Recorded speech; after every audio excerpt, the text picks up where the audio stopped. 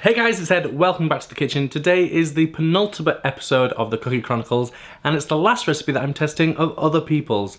Next episode will be the final recipe, my ultimate chocolate chip cookie recipe. But for today, we're going controversial. We're talking mix-ins.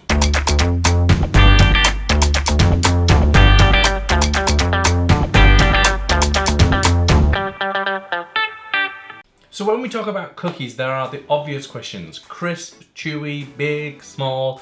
But I think the thing that we disagree about most maybe is what goes into the cookie.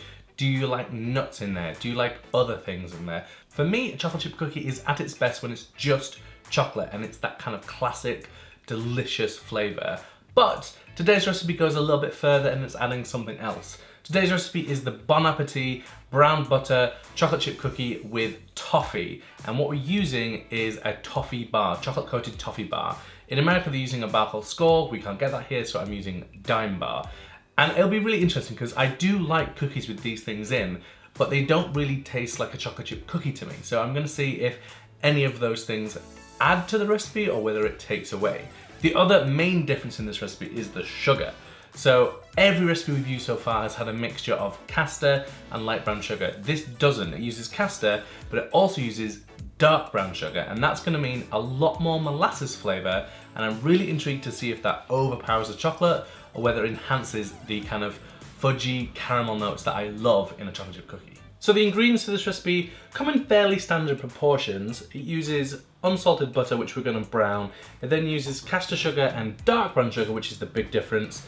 Eggs, vanilla, chocolate, salt, and baking soda, along with plain flour, obviously. And then it also uses the toffee bar that we've chopped into small pieces. So the first step in this recipe is to take out unsalted butter and brown it. Now, if you've never done this before, it's not difficult. You just need to make sure you don't walk away from your pan because it will happen quite quickly. So what's actually happening is the butter solids, the milk solids in the butter will toast and become this beautiful nutty brown, and you can tell it's done because the color will change and it will also smell beautiful and nutty. So what we're going to do is place this butter into a pan and place it over a medium heat and cook it until it melts, and then it will start to foam. And then once that foam dissipates, you'll be able to see the pieces of milk solids, these kind of white lumps, and then they will start to go brown. When it's a really nice golden brown, when you take the pan off the heat and immediately tip that into a large bowl. If we leave it on the heat too long, that milk solid will become burnt and bitter, and it just won't add that beautiful flavor that we're looking for. So once we have browned the butter, we need to pour that into a bowl, set that aside and let that cool slightly. Meanwhile, we can work on our dry goods. So we're gonna take our flour, and to that we're gonna add a teaspoon of baking soda and 3/4 of a teaspoon of salt, and then just whisk that together to combine. So once our butter has cooled a little bit, we're gonna add our sugars. So our dark brown sugar and our castor sugar. We're just gonna whisk that until combined. And you can smell that really beautiful kind of treacle smell from the molasses in the dark brown sugar. And there's no doubt that will make a delicious, delicious dough. I'm just intrigued to see if it overpowers that really nice flavor of the chocolate. So to that we're gonna add our vanilla and then our eggs.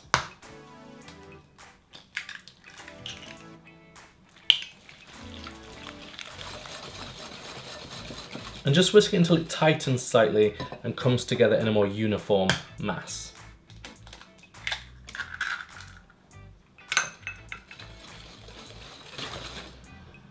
And then, as with Tara's recipe, we're going to do exactly the same. We're going to switch from our whisk to a spatula, and we're going to add our flour mixture, and then our chocolate, and in this case, our toffee. So we're going to add our chocolate pieces along with our toffee pieces. And again, just mix those to combine. You can already see that because of the dark brown sugar, this dough has a much darker color, much more toffee-like, much more caramel toned. And it smells amazing. It smells absolutely delicious. So all we're going to do now is leave that for 30 minutes to hydrate the flour, and then we can get on with baking the cookies. So for the chocolate, the choice is actually probably more important than normal, and that's because of the extra flavor in the dough in terms of the dark brown sugar. So the chocolate I'm using is my favorite chocolate for cookies in general. It's Guittard's 66% wafers, and the reason I really love it is it has that really intense chocolatey note, that kind of classic chocolate flavor, but it also has more than that. It has this kind of level of spice and a little berry flavor, and it just adds more complexity, and it will stand out better to that dark brown sugar. So once our dough has had a chance to sit and the flour has hydrated properly, we can get to scooping our cookies. And as always, we're going to use one of my favorite tools, an ice cream scoop. This one needs to hold about 1.5 ounces of dough, which is about 45 grams. So what we're going to do is scoop those onto 2 parchment-lined baking trays, leaving a good couple of inches between each cookie because they will spread as normal. We also need to make sure that our oven is preheated to 375 degrees, which is about 190 degrees Celsius. Once the cookies are scooped and they're ready for the oven, we can finish with a good sprinkling of flaked sea salt. They're going to go into the oven for about 9 to 11 minutes.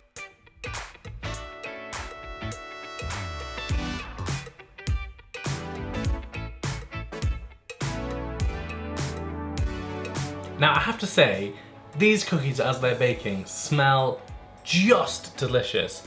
And they have this really beautiful dark colour when they come out. The actual molasses in the sugar almost makes them look like they're gingerbread cookies. They've got that really characteristic colour from the molasses. Now, I will say I couldn't resist, and I've already tried one of these, but just to say, these are delicious, delicious cookies. They are fabulously fudgy from the molasses, full of chocolate flavour.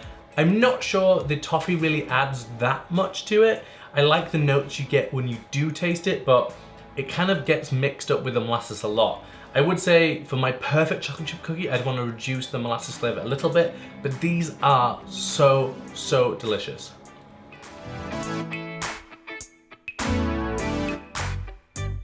So that's kind of it. We've tested 5 of the most viral chocolate chip cookies on the internet, and I have a lot of thoughts. I loved every single one of those recipes for different reasons, but there are certain parts of each recipe that I love the most. And so what I want to do in the final episode coming out on Thursday is take everything we've learnt, all those little bits that I love from each recipe, smush them together and see if we can come up with the ultimate chocolate chip cookie.